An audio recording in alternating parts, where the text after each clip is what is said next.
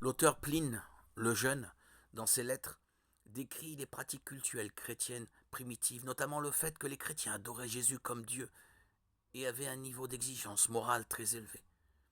Il mentionne également les acapes et les repas du Seigneur.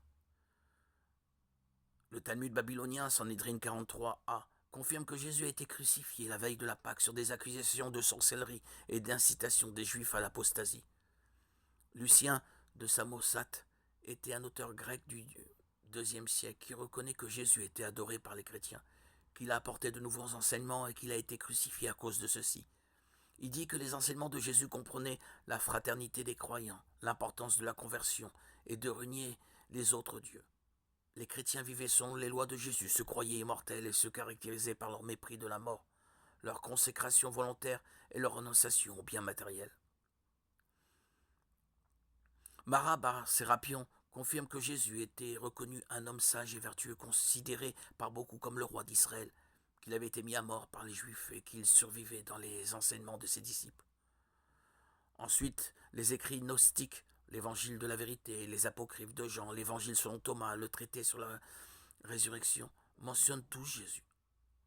En fait, l'évangile peut être presque intégralement reconstitué à partir des sources historiques non chrétiennes.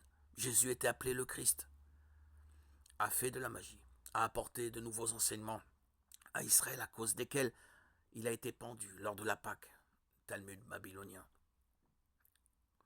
Il affirmait qu'il était Dieu et qu'il reviendrait. Ce que ses disciples ont cru et ce pourquoi ils l'adorent comme Dieu. Tous ces écrits sont écrits par Tacite, Pline le Jeune, Joseph Flavius, le Talmud babylonien. Il y a donc des preuves irréfutables de l'existence de Jésus-Christ, tant dans des sources bibliques que séculières. Mais la preuve la plus convaincante de son existence est le fait que des milliers de chrétiens du 1er siècle, dont les 12 apôtres, ont accepté de mourir en martyrs pour lui.